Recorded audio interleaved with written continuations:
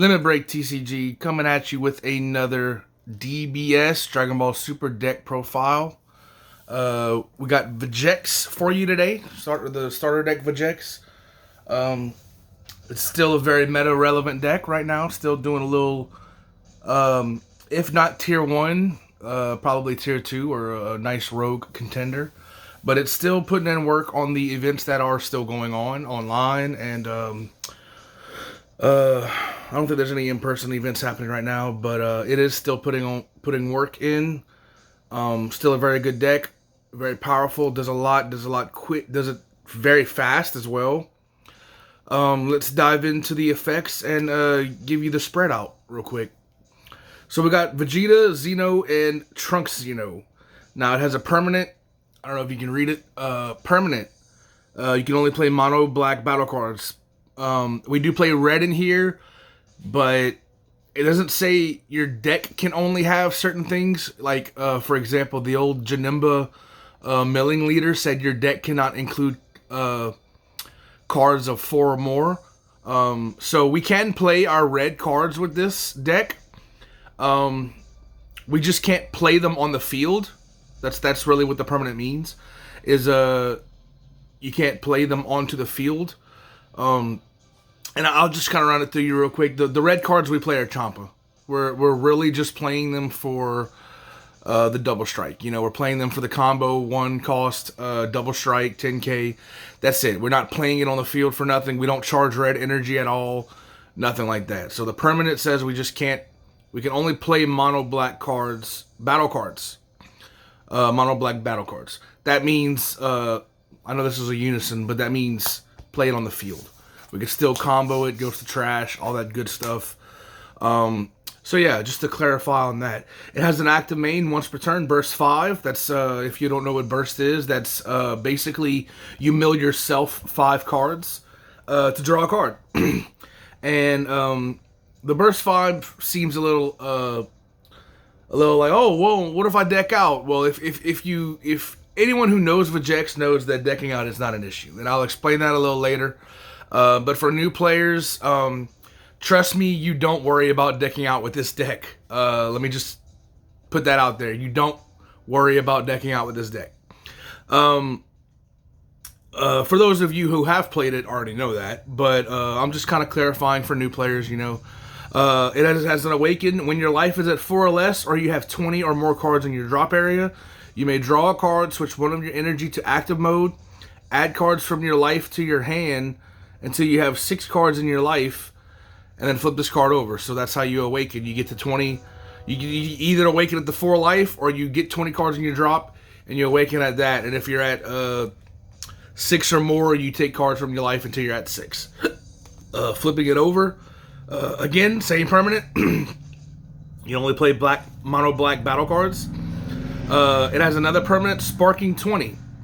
Here's where we don't care about decking out, people. Sparking 20. So Sparking, if you have 20 cards in your drop area, this triggers. This is a permanent. It steadies. It doesn't necessarily trigger. It's just the Sparking 20 is the condition for the permanent to be active. If you would lose the game by running out of cards in your deck, shuffle your drop area into your deck instead. That's why you don't care about decking out with this deck. You literally cannot deck out with this deck. Is it possible? Sure, but like if you're getting down to no cards and you know, by the time you have almost no cards in deck, you're gonna have your awaken active. So you can awaken, you know, defensively, offensively, whatever. You're gonna awaken, and that Sparking 20 will be live. So you cannot win. Excuse me. Wow. You cannot lose by decking out. You just shuffle your drop back into your deck, and that basically kind of restarts your deck. Has an active main, draw a card, then place 5 cards from the top of your deck into your drop area, then choose up to 1 of your black unison cards. It gets double strike. So this is our unison. This is what gets double strike with that effect. Really good card. Comboed with this, I'll read this card to you in a little bit, but you do the -4, you give him 20k dual attack, You give him double strike, he's a 25 dual attack double strike. He's really good card. So that's our leader. We're going to move on to the main deck. Play 4 of the Unison, of course. It is, I kind of don't want to say the bread and butter of this deck, but it might be the butter. Probably not the bread, but anyway. So it has an auto. If your leader is a Black Saiyan card, which we are, you know, Trunks and Vegeta are, this is a Black Saiyan leader, both sides. When this card is placed in your drop area from your deck by a skill and you don't have a Unison in play, you may play this card from your drop area with a marker on it. So you activate that burst, you mill this, it goes into play with 1 counter. So it's basically free Unison, you know, all you gotta do is mill it. It's active main, choose a card in your hand and discard it. This card gets 10k power for the duration of the turn with adding 2 markers. And then it's taking away 4 markers, active main, this card gets 20k power and dual attack, like I was telling. So, really good card. I have a way to kind of proc this effect for free. In a way, I'll explain that a little more to kind of break it down for you. I run the Kidku engine in here. So, if anybody who knows what the one-drop Black Goku does, you know, you're finding balls from your drop area or your deck, and then you pitch it for this effect to get it off and to get the 10k power and the 2 markers. My goodness, I'm so sorry. So yeah, so a neat thing to do is I'll get a 4-star ball, which is the ball that Goku grabs. I'll pitch it for the effect, and then I'll use Goku to kind of add it back to hand anyway, so we're kind of getting free value at that point. So that's a neat little engine to work with and to really abuse this card. And we'll get to that in a moment. You'll see that engine shortly. So a little Selfawakening, if we got to get to 4 life, or if our opponent's just playing things crazy for using non-keyword skills, this is a card that kind of slows them down if we don't mill it, if we actually see it in hand, you know. Auto, when you attack with this card, you may add 1 card from your life to your hand. If you do, this card gets 1k power for the duration of the turn. So, you know, there's your Selfawakener. You play him, swing, take a life, becomes a 15 attacker, and his second auto is really nice. When your opponent plays a battle card with 15k power or less, using a non-keyword skill, so any autos. I think active mains count as keyword skills now. I'm not sure. But mostly autos. Anything that's not a red text box. Red text boxes are your keyword skills here. So anything from that, it'll proc this. If your opponent plays 15k power or less using a non-keyword skill, your opponent chooses 2 cards from their hand and places it in the drop area.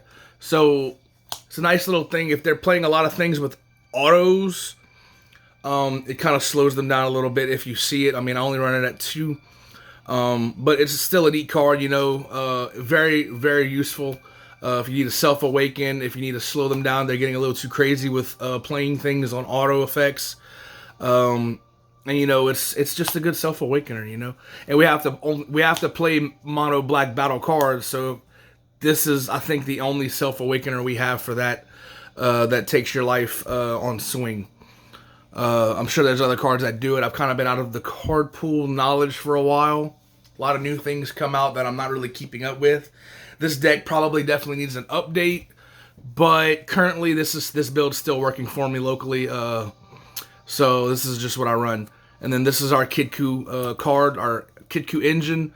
Consists of this, 2 vanilla cards, and 3 4-star balls. But we'll get to that a little later. Let me read you his effect. For 1 cost, you play him. Active main, choose up to 1 4-star ball from your deck or drop and add it to your hand. Then shuffle your deck if you look through it. And his second active main, for 2 colorless costs, if your leader is black, choose up to 1 skillless card with an energy cost of 3 or less from your deck or drop area and play it. Then shuffle your deck if you look through it. So this plays our vanilla K our vanilla 30K from deck or drop. So it's pressure. It's like I was talking about the unison. That first effect, I'll if I have a 4-star ball in hand, I'll pitch it for the unison's effect, gain the 10K 2 markers, and then I'll use this first effect to add the 4-star ball back from the drop area, making it free value. So it's a really good card. I love this engine. I play this engine in every single one of my black decks. I have a Hachiyak build that I play sometimes. I got Vegeks, and then I got the actual Kidku deck with the leader and stuff. This is my favorite black engine. This goes in all of my black decks. Love the engine very much. Very useful engine. Does a lot of things. Does a lot of good things. And it's just really neat to have. And abusing that with the unison's effect is a neat little gain as well. So we got 4 Supreme Kai of Time, Guardian of Space-Time. If you have 5 or less cards in your hand when this card is used in a combo, this card gets 5K combo power for the battle. So breaking this down, if this is your 6th card, when you use it, its auto effect happens because now you have 5 or less cards in your hand. So it's a free super combo. It doesn't draw you a card, sure, but it is a 10K if your hand's a little low. Its second effect is if your leader is a black sand card, when this card is placed in your drop area from your deck by a skill, you may play this card from your drop area. So again, like the unison, you mill it, you play it in the battle area, and now it's a combo from the field. A lot of cards do that. We have this card, the unison, a blocker, which I'll be getting to soon, and a Vegeta that has a little bit of removal on it, and it's also a pretty big body. They all get played by milling them from the deck.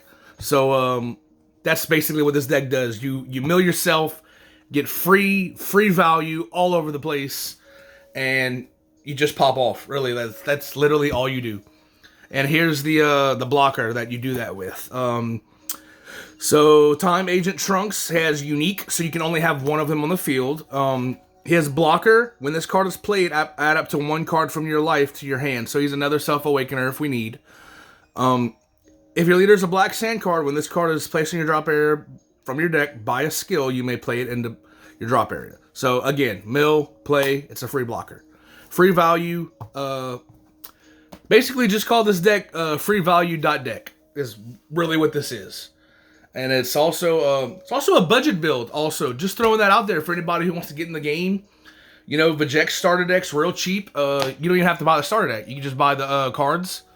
The Supreme Kai of Time, the Trunks, the Vegeta, the Leader, the Unison, and most of these other cards are cents to the dollar. You know, they're real cheap. This is a 3-cost Vegeta Return from Darkness. It's a Vegeta Xeno. Has critical, 19K. It has a burst 5 auto. When you play this card, if your opponent has 11 or more cards in hand, your opponent chooses cards from their hand and sends them to the warp until they have 10 cards in their hand. So this kind of, if they're getting big juicy hand, like a handful of like 15 cards, this kind of knocks them down a couple notches. You tell them, wait, whoa, you're getting a little bit too much card advantage there, and you just slow you down. The burst 5 helps you get to that 20 for your leader awakening as well. You know, burst 5. If you burst in 5 with the leader, and you burst in 5 here, you know, that's throwing 10 cards in your trash. You place things for free from the drop area, so that's 10 chances to play things for free. And you know, this helps you get, this card helps you get to your awaken and your sparking a lot quicker. That's kind of why I just throw it in there as a tech option. Again, this was a budget build. If this wasn't a budget build, these were going to be those other Vegetas from the promo packs and stuff like that. Those are really good. But at the time I built this, those cards were insanely expensive. Some probably still are. So I just kind of opted for this card to kind of help you out. Throwing a Champa on that critical, making it a 29 double crit. Real nice. And that's kind of just the reason for that. Threw it in there for budget reasons. Then we play 3 Haru. Got 1 foil. 3 Haru. She's also a critical for 3. when you play this card, place up to 2 cards from the top of your deck into the drop area. So it's more burst, essentially. If you hit a Trunks or a Unison or a Vegeta off of this effect, you will get to play it.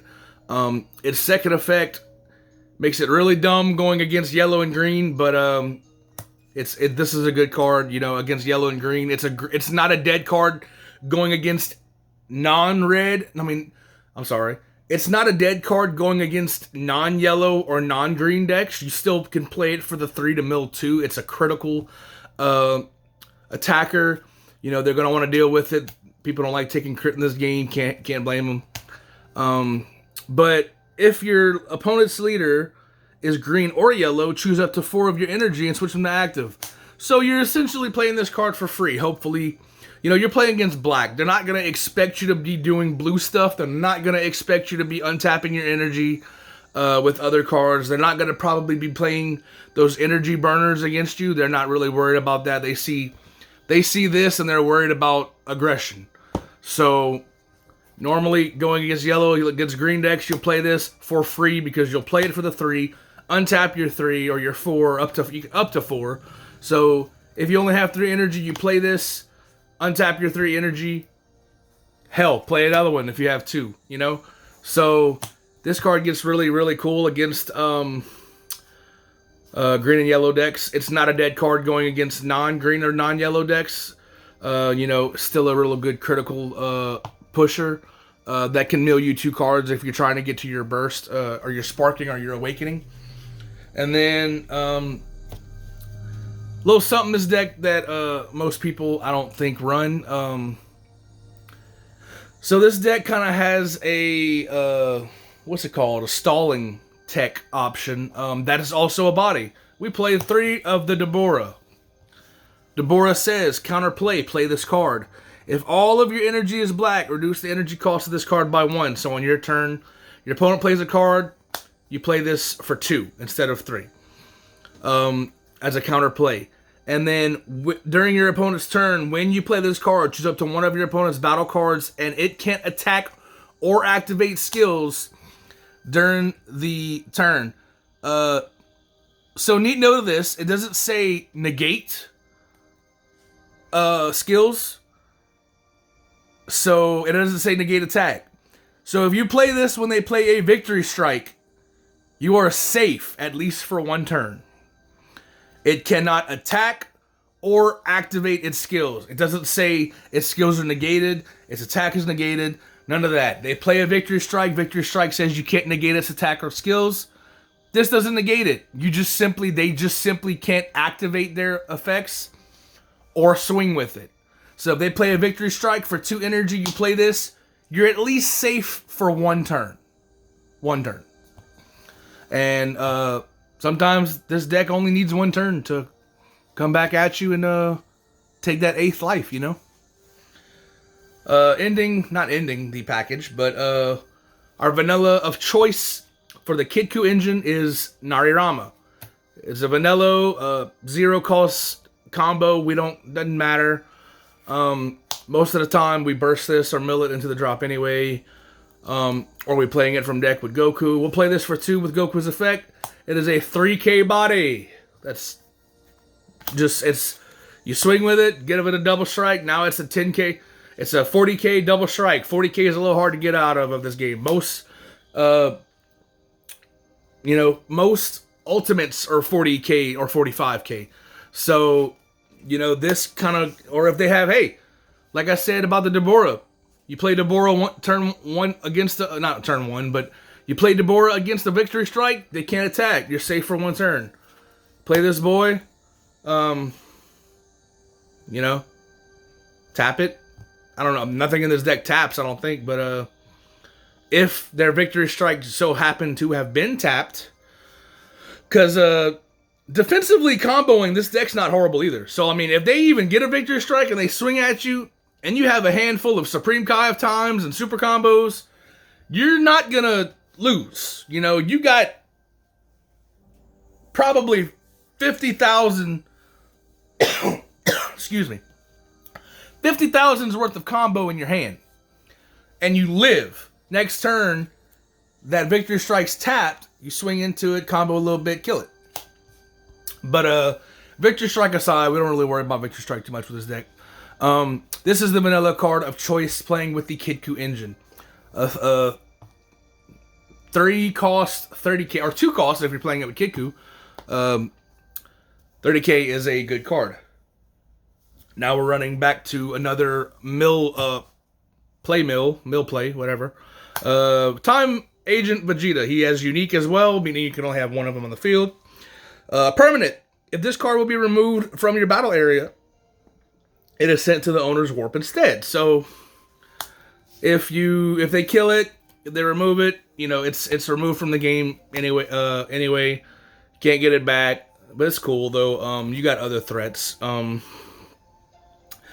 Auto, if your leader is a black sand card, when this card is placed in your drop area from your deck by a skill, you may play it from the drop area. So again, mill play. It's active battle. Once per turn, pay 2. Choose up to one of your opponent's battle cards with an energy cost of 3 or less and send it to the owner's warp. So you get rid of blockers. I think blockers activate before the battle.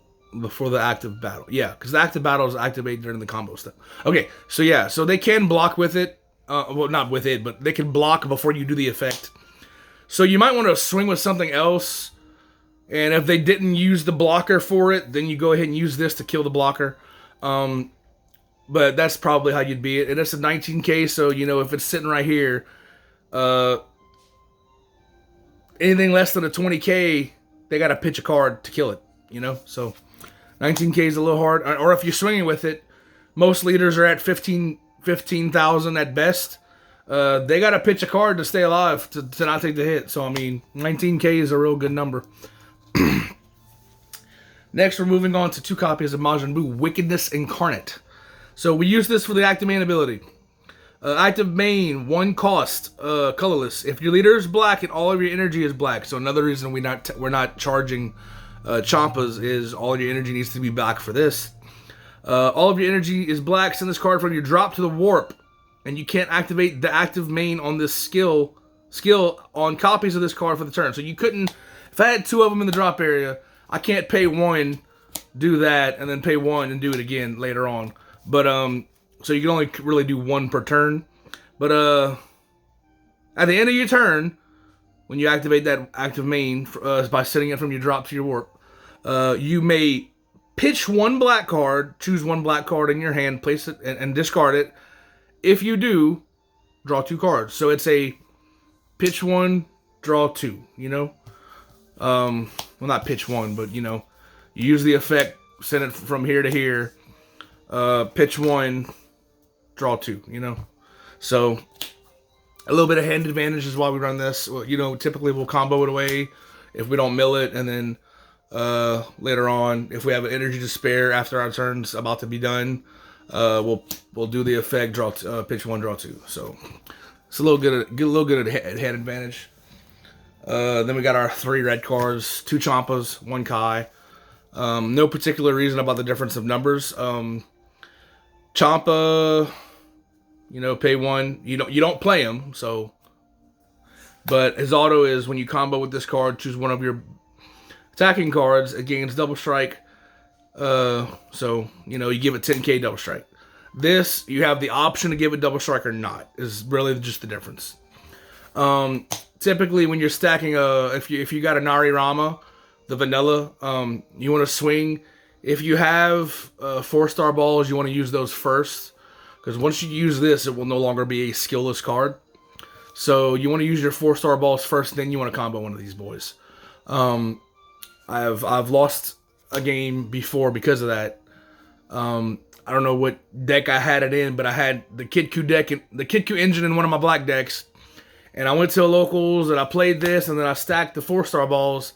And he was like, wait, hold up. The 4-star balls are only 5k now because you gave him double strike. He's no longer a skillless card. So you want to make sure you stack that correctly first. You want to stack your balls. I'm sorry, guys. I'm such a child with that joke. Anyway, I apologize. You want to put the balls on the combo stack. Then you want to do this, because if the card is a skillless card, Those 4-star balls are 10k combo pieces, basically. So you want to stack these on it last. So don't make the same mistakes I did. Super combo choice. Bobbity got it righted. We're running Trunks now. That's simple. Sparking 5, draw a card. I'm trying to think of the name of the card. It's a card. It's a new card. It's a new super combo. It's the black super combo that says you put a card at the bottom of your deck, draw 2. Why am I not running that? The answer is I don't have it. And I don't really invest in Dragon Ball Super that much anymore outside of buying packs for the channel to open. So I had this and I ran with it. And honestly, it works for me. It works for me. Sparking 5 is super easy to get in this deck. Even after you shuffle your deck back and you drop back into your deck, you know, Sparking 5 is real easy to get back to. So this card is normally always giving us advantage. Next, we're going to our extra cards. We play 3 of the 4-star ball. 4-star ball is considered Dragon Ball. So you can play up to 7 of them if you want. I only run 3 because you don't need more than 3. At least for this build. For my Kidku build, like the actual with the leader, I run 5 because the leader has an effect that says you pitch a ball, draw 2, but that's not this is not the list we're talking about. We're talking about Vegeks. So for Vegeks, I only run 3 because you want to see it, but you don't want to see too many of them. Active battle.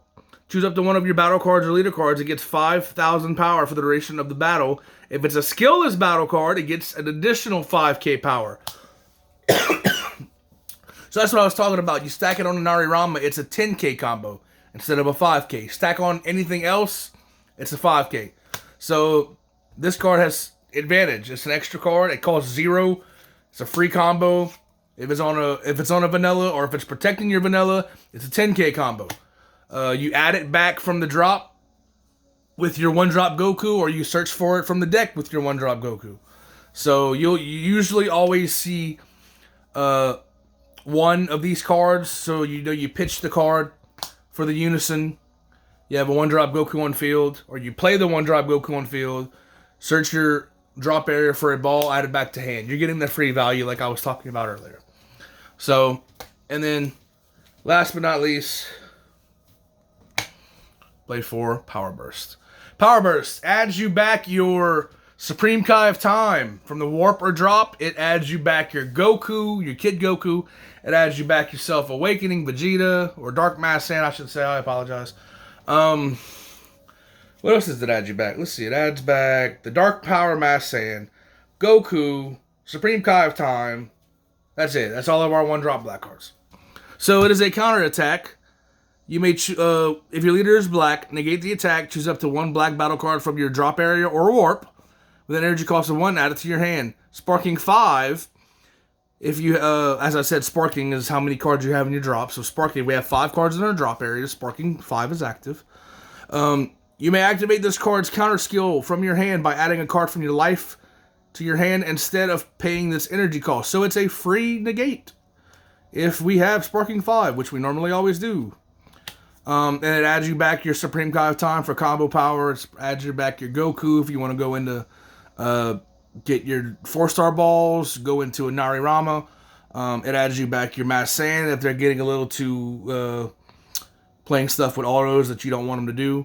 So, you know, it's just a good black negate, you know, like, and that's the build.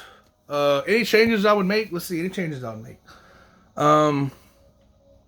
Quite honestly, no.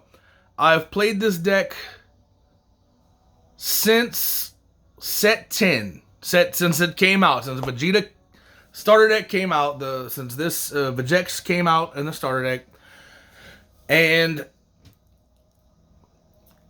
I don't know the actual percentage, but I know I've won more games than I've lost with it.